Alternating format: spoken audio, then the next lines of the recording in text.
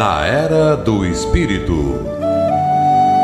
Bom dia, ouvintes da Rádio Guarujá, AM 1420. Mais uma vez, aqui estou para apresentar o programa Na Era do Espírito, produzido pelo Centro Espírita Amor e Humildade do Apóstolo. Eu sou Adimar Almeida Bernardes e hoje vou falar sobre a alma e a imortalidade, baseado no texto de Sérgio Biagi Gregório.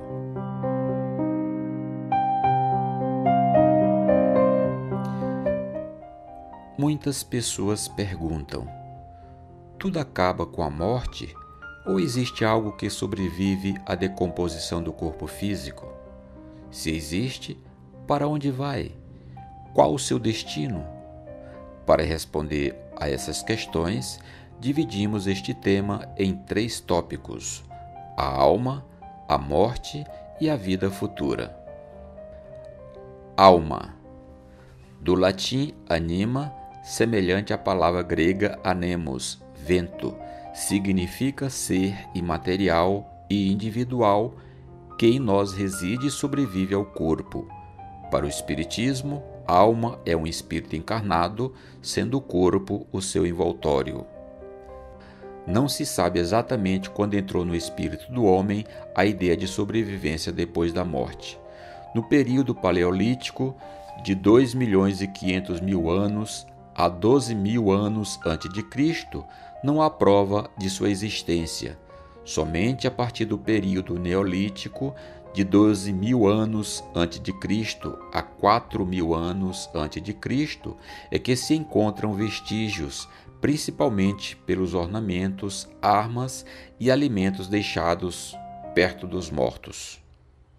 No Egito Antigo, a convicção da existência de uma vida futura era categórica, principalmente para os que eram embalsamados.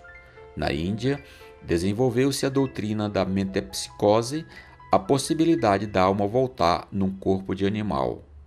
O budismo ofereceu socorro com sua esperança no Nirvana. Na Pérsia, o madeísmo proclamou desde o 3º século a.C., a doutrina da ressurreição.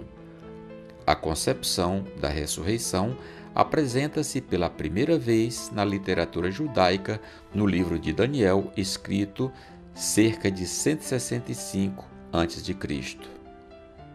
Os argumentos de Sócrates e de Platão, tão difundidos no âmbito da filosofia, não foram os primeiros, apenas mostraram a tendência crítica de dar base racional a uma ideia admitida por muitos. Grande parte do êxito do cristianismo foi, sem dúvida, a crença na vida futura, que oferecia salvação a todos os homens, independentemente de cor, sexo ou posição social. Na época do Renascimento e do desenvolvimento das ciências naturais, começaram a exprimir-se dúvida quanto à ideia da imortalidade da alma. Hoje, convivemos com essas duas crenças. De um lado, o materialismo que nega a existência da alma após a morte e do outro, o espiritualismo que a corrobora. Allan Kardec analisa a alma sob 3 aspectos.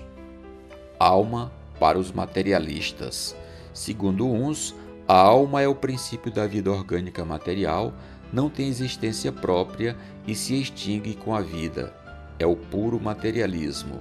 Neste sentido, e por comparação, dizem de um instrumento quebrado que não produz mais som, que ele não tem alma. De acordo com esta opinião, a alma seria um efeito e não uma causa. A alma para os panteístas. Outros pensam que a alma é o princípio da inteligência, agente universal de que cada ser absorve uma porção. Segundo estes, não haveria em todo o universo senão uma única alma, distribuindo fagulhas para os diversos seres inteligentes durante a vida. Após a morte, cada fagulha volta à fonte comum, confundindo-se no todo, como os córregos e os rios retornam ao mar de onde saíram. A alma para os espiritualistas, diz Kardec. Segundo outros, enfim, a alma é um ser moral, distinto, independente da matéria e que conserva a sua individualidade após a morte. Esta concepção é incontestavelmente a mais comum, porque sob um nome ou outro, a ideia desse ser que sobrevive ao corpo se encontra em estado de crença instintiva e independente de qualquer ensinamento entre todos os povos, qualquer que seja o seu grau de civilização. Essa doutrina, para a qual é causa e não efeito, é dos espiritualistas. Haveria necessidade de 3 palavras diferentes para expressar cada uma das ideias. Allan Kardec acha que o mais lógico é tomá-la na sua significação mais vulgar e, por isso, chamamos alma ao ser imaterial e individual que existe em nós e sobrevive ao corpo. Morte. A morte é uma experiência universal. Todo ser humano nasce, cresce, luta, sonha, traça planos, constrói para o futuro para finalmente ceder à morte. Para muitos, é uma hora de tristeza, de melancolia. Para outros, é como um alívio pelo cumprimento dos pesados deveres de sua existência. Temor da morte. Allan Kardec, no livro O Céu e o Inferno, trata exaustivamente do problema da morte. Diz-nos que o temor da morte decorre da noção insuficiente da vida futura, embora denote também a necessidade de viver e o receio da destruição total. Segundo seu ponto de vista, o espírita não teme a morte porque a vida deixa de ser uma hipótese para ser realidade. Ou seja, continuamos individualizados e sujeitos ao progresso, mesmo na ausência da vestimenta física. Vida futura. Baseando-nos na concepção de alma dada por Allan Kardec, podemos esperar as seguintes perspectivas para a vida futura. O nada, o niilismo, significa a ausência de toda a crença. Como a matéria é a única fonte do ser, a morte é considerada o fim de tudo. Os adeptos do materialismo incentivam o gozo dos bens materiais, dizendo que quanto mais usufruirmos deles, mais felizes seremos. Como se vê, a consequência do niilismo é a corrida em busca do dinheiro, da projeção social e do bem-estar material. Absorção no todo. O panteísmo significa absorção no todo. De acordo com essa doutrina, o espírito, ao encarnar, é extraído do todo universal. Individualiza-se em cada ser durante a vida e volta, por efeito da morte, à massa comum. As consequências morais dessa doutrina são semelhantes à do materialismo. Céu e inferno. O dogmatismo religioso afirma que a alma, independente da matéria, é criada por ocasião do nascimento do ser, sobrevive e conserva a individualidade após a morte. A sua sorte está determinada. Os que morreram em pecado irão para o fogo eterno, os justos para o céu, gozar as delícias do paraíso.